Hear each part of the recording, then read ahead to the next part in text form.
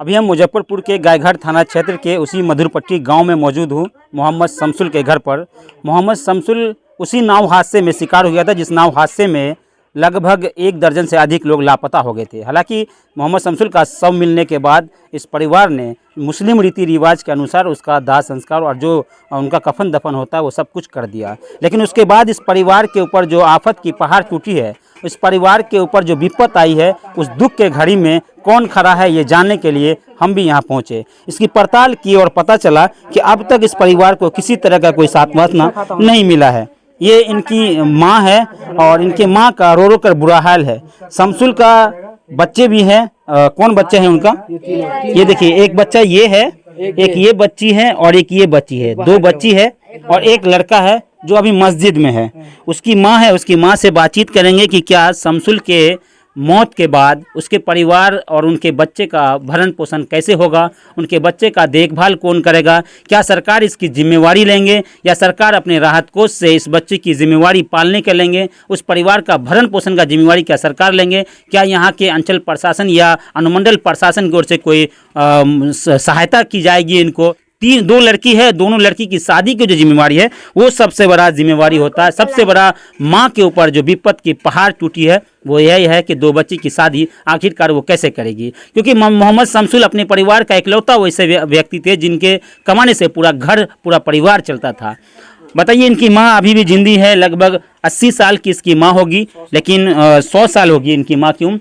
और शमसुल जो कि अभी 40-45 साल के थे और अचानक उनके इस तरह से चले जाना इस परिवार के लिए, इस गांव के लिए बहुत दुखद है। माँ है शमसुल के। माँ बउआ कम आवे तो रहे, तब सबके पाले तो रहे।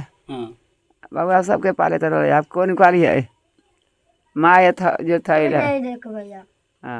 अच्छा, शमसुल जब नाव पे जा रहा था आपको पता था कि माँ को बोला था कि माँ मैं नाव पे जा रहा हूँ, उस पर जा रहा हूँ मार के? बउआ के पका लिया है, पका के कल बउआ खा ले, निहा के अलग कल के सब जाए माई कोटा लगे। हम बोले बउआ जा तो भीड़ बड़का हो न जाइए न बउआ बूझो नाव पर 25 आदमी चढ़ गए, जितना स्कूलिया लोग पढ़े वाला लड़का तितना कोटा वाला, बस अब तरफे वाला रहता तरफ गया। बउआ के करी कि वही में धाके न हेले उले।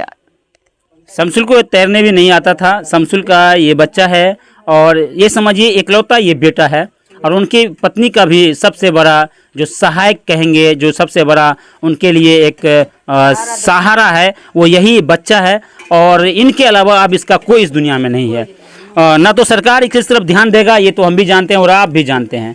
अब ये बच्चा है, क्या नाम है बाबू आपका? मोहम्मद अली हसन। मोहम्मद अली हसन इसका नाम है।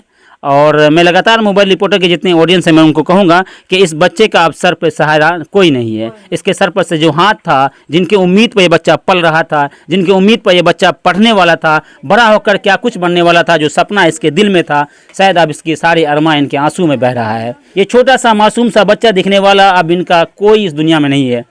क्या नाम बाबू, क्या नाम बताए? मोहम्मद अली हसन। मोहम्मद अली हसन। आपके जो अब्बू थे मोहम्मद शमसुल साहब इंतकाल कर गए, आपको बताए थे अब्बू जब जा रहे थे नाव पर या आपसे मिल के गए थे? जी मिल के गए थे। कहाँ थे उस समय आप? हम यहीं पर रहे थे। अच्छा, हमको कहे हमरो जाने कहे तो हम नहीं गए थे। आपको भी ले जा रहे थे अब्बू? जी हम नहीं गए थे। अच्छा, आप नहीं गए? जी नहीं। अच्छा, तो अब क्या कौन क्लास में पढ़ते हैं आप? चौथा क्लास में पढ़ते हैं। आज आपके अब्बू का चहरम था? अच्छा, तो उसी फातिया में गए थे आप? जी। आज शमसुल के मौत के बाद यानी मुस्लिम रीति रिवाज से 4 दिन के बाद उनका चहरम होता है और 4 दिन के बाद उनका जो सूरह फातिया का जो तस्वीर होता है वो आज किया गया है। और पूरा रीति रिवाज से ये बच्चे भी सर पे टोपी लगाए हैं, शायद मस्जिद गए थे और अपने पिता अपने अब्बू के लिए दुआ करने गए थे कि मेरे अब्बू को अल्लाह जन्नत दे। और ये बच्चे इस उम्मीद के साथ अपने अब्बू के लिए दुआ कर रहे थे कि अब मेरे अब्बू मुझे इस तरह इस दुनिया से छोड़कर चले गए कि अब मेरा सहारा कोई नहीं है। जिस बाप का हाथ कंधे पर होता है, जिस बाप का हाथ जब बेटे के सर पे होता है तो बेटा अपने बाप के सहारे ही इस दुनिया में बहुत दूर तक जाते हैं। लेकिन आप सोचिए कि जिस बच्चे से उसके बाप का सहारा उड़ जाए तो इस बच्चे का क्या होगा। अब इस बच्चे का एक ही उपाय है, इस बच्चे का एक ही सहारा है, इस बच्चे का सिर्फ खुदा है, उसके अलावा कोई नहीं है। अब इस बच्चे के लिए पूरा परिवार, पूरा गांव जो है कहीं ना कहीं इस बात को लेकर दुखी है, मोहल्ले के लोग भी इस बात से दुखी है और इस बात से लोगों की आंखें नम हो जाता है कि अब इस बच्चे का क्या होगा जब इस बच्चे के पिता ही इसको इस दुनिया में इस तरह छोड़कर अचानक चले गए। उस नाव हादसे के शिकार हुए मोहम्मद शमसुल के छोटे छोटे बच्चे हैं, 2 बच्चे इधर है, 2 लड़की है, 1 लड़का है। अब सबसे बड़ी बात यह है कि 2 बेटी की शादी कैसे होगा, 2 बेटी और 1 बेटा का भरण पोषण कैसे होगा, इसकी पत्नी की जिम्मेवारी कौन लेगा, ये सबसे बड़ा सवाल है। क्या प्रशासन इसकी जिम्मेवारी लेंगे, क्या स्थानीय सरकार या जो यहाँ के सरकार है क्या उसके पास थोड़ा सा भी रहम होगा कि इस बच्चों को अपनी जिम्मेदारी सौंपेंगे, क्या इसके लिए कोई सरकारी सहायता की जाएगी, क्या इसको सरकार के उसे कोई मुआवजा मिलने वाला है, ये सब बड़ी बात है। लेकिन अब इसके दुख के घड़ी में इसके परिवार के साथ पूरे गांव, पूरे मोहल्ले के जितने भी यहाँ के समाज हैं वो सब आज इस दुख के घड़ी में इनके साथ खड़ा है, ये कहने के लिए कि हम तुम्हारे साथ हैं और इस बच्चे का जो भरण पोषण होगा आगे देखना होगा कि इसके साथ कौन खड़ा होता है। बस ये बताने के लिए, ये जानने के लिए। जी यहाँ पर मौलाना साहब आए हुए, थोड़ा उनसे बात करने का प्रयास करेंगे, जानेंगे कि अब तक क्या कुछ हुआ मोहम्मद शमसुल के मौत के बाद। उनके 3 बच्चे हैं, क्या कुछ होगा अब उनका। देखिए, ये तो शमसुल जी ऐसे थे कि इनके घर में एक दिन मजदूरी नहीं होता था तो चूल्हा नहीं जलता था जी। अब बताइए, सरकार तो 4 लाख का जो लाभ था वो दे दिया, लेकिन वो जो चेक है, चेक भजने में थोड़ा वक्त लगता है। लेकिन उस बीच का जो वक्त गुजरेगा वो कैसे भरण पोषण होगा। ना कोई सरकार आके कुछ आर्थिक सहायता और ज़्यादा दिए हैं, बस आते हैं चले जाते हैं, ना कुछ आर्थिक सहायता है, ना कुछ है, लोग बीमार भी पड़ रहे हैं, ना मेडिकल कैंप ठीक से लग रहा है। इस बीच में हम यही कहना चाहेंगे कि इन लोग का जो आपके मीडिया के माध्यम से देख रहे हैं उन लोगों से भी अगर हो सके मदद तो इन लोग का आप लोग आए और आ करके खुद से इन लोग का मदद करें। हो सकता है आप लोग को ऊपर वाले इसका बदला कुछ और दे, हो सकता है आप ही के थ्रू इनका मदद हो सके। पूरा ज़िंदगी बाकी है, आप लोग आए और हम चाहते हैं कि आप लोग अपने हिसाब से मदद करें जिसको जो हो सकता है। चलिए, मोहम्मद शमसुल के गांव के लोग, पूरे मोहल्ले के लोग शोक में डूबे हैं। पूरे मोहल्ले में गम इस बात का है कि मोहम्मद शमसुल इस तरह अचानक दुनिया से चले जाएंगे, ये किसी ने नहीं सोचा था। अपने पीछे 3 बच्चे को छोड़ गए हैं, 2 बेटी है, 1 बेटा है। बेटा भी बड़ा, अभी बहुत छोटा है, मासूम सा है। हालांकि इसके पढ़ाई लिखाई का सारा जिम्मेवारी और इसके भरण पोषण का जो जिम्मेवारी है वो कौन लेगा, ये आने वाला समय बताएगा। लेकिन उससे देना चाहते हैं कि इनकी बीवी थोड़ा सेंसलेस है और इनकी माँ जो है अपाहिज है, बाकी 3 छोटे छोटे बच्चे हैं। तो इनकी बीवी का ना आधार कार्ड बना हुआ है, ना अकाउंट है। तो आप सोच सकते हैं कि उस जो चेक मिला है उसको भजाने के लिए, उसको लेने के लिए, उसको पाने के लिए भी नाव पार करके जाना पड़ेगा। अब हो सकता है इसमें क्या दुर्घटना होगी नहीं होगी वो तो ऊपर वाले को ही पता। नाव हादसा हुआ, उसका मुख्य कारण क्या हो सकता है। नाव हादसा का तो मुख्य कारण हम यही बताएंगे कि पुल ना बनने का कारण है। लेकिन जो मेन हादसा है, लोग 5 किलो राशन लाने के लिए उस पार यानी कि 8 किलोमीटर दूर, और उस पार होने के बाद 8 किलोमीटर दूर जाना पड़ता था। ठीक है, और क्या इस गांव में डीलर नहीं है? नहीं, जन वितरण प्रणाली की दुकान नहीं, डीलर नहीं दिया गया सरकार के द्वारा। यहाँ इस गांव में पीडीएस सिस्टम नहीं दिया गया, ना राशन लाने की। एक नमक भी लेने जाना होता है ना, तो उस पार जा कर के ही लोग नाव पार करके ही राशन लेता है।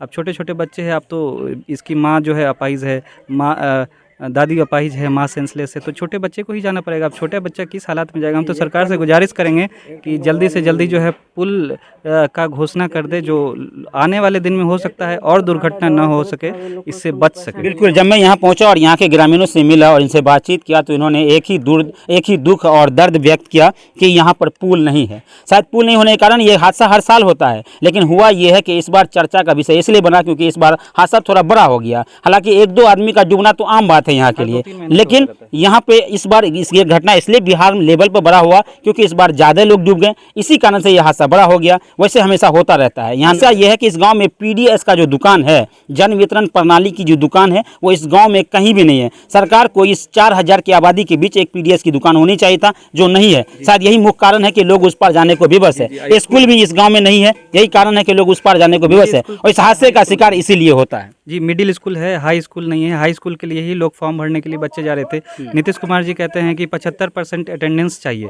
लेकिन 75% अटेंडेंस चाहिए उसके लिए लोग स्कूल जाएगा, तब स्कूल कैसे जाएगा? स्कूल जाएगा नाव पार करके। अब ऐसे ही हादसा होता रहेगा तो हमारे गांव का भविष्य कहाँ जाएगा? नदी के अंदर जाएगा या फिर IAS ऑफिसर बनेगा, डॉक्टर बनेगा? हम तो सरकार से यही सवाल पूछना चाहेंगे कि हमारे गाँव में जल्दी से जल्दी पुल का घोषणा कर दे। हम यही चाहते हैं। बाकी जो भविष्य है, अभी जो बचे हुए बच्चे हैं, जो बचे हुए आदमी हैं, उन सबको आसानी हो आने वाले समय में फिर ये घटना ना घटे। सवाल बहुत है, जवाब सरकार को देना है। आने वाला समय में चुनाव है, जवाब तो उनको देना ही है, सवाल तो जनता पूछ ही लेगा। लेकिन सबसे बड़ा जो मुख्य सवाल है वो नाव है। अगर नाव यहाँ पर चलता है, इसी कारण घटना होती है, इसका समस्या है सिर्फ पुल। पुल की मांग हर घर से है, हर बच्चे, बूढ़े, नौजवान, हर व्यक्ति का एक ही आवाज़ कि हमारे यहाँ पुल का निर्माण हो। बस पुल निर्माण होगा तो सारा समस्या का समाधान हो जाएगा। शायद वाहन भी आने जाने लगेगा, ऐसे में चाहे लोगों को कितनी भी लंबी सफ़र करना पड़े आसानी होगा। बस इतना ही कहने के लिए हम मोहम्मद शमसुल के घर पे पहुंचे थे और यहाँ पे से आपको सारी जानकारी आप तक साझा की है। मीडिया धन्यवाद। के माध्यम से एक और चीज़ हम बताना चाहेंगे, जैसे कि सरकार को किसी लोगों के यहाँ मिलता है आर्थिक जो दंड इकाई है, वो सब किसी का बहुत सारा राशि मिलता है। तो हम कहेंगे वो सब राशि भी यहाँ अगर आवंटित कर दे तो पुल आसानी से बन सकता है। जैसे अभी कुछ नेता के यहाँ या फिर कुछ बड़े ऑफिसर के यहाँ जो काला धन मिल जाता है कुछ लोगों के यहाँ, हमको लगता है कि उस धन को भी, वैसे पैसा को इसमें लगा दिया उस धन को भी अगर इधर लगा दिया जाए, डायरेक्ट इधर इशू कर दिया जाए, तो हमको लगता है कि ये पुल आसानी से हम लोग को बन जाएगा और आसानी से हम लोग बहुत अच्छी सवाल है आपका कि जो काला धन पकड़ाता है जहाँ तहाँ, उसको ला करके इसी नदी में जोड़े ताकि यहाँ पुल बन जाए। बस देखते रहिए हमारे साथ मोबाइल रिपोर्टर, मैं हूँ आपके साथ आकिब शेख। अगले खबर में फिर आपसे मुखातिब होंगे, तब तक के लिए धन्यवाद।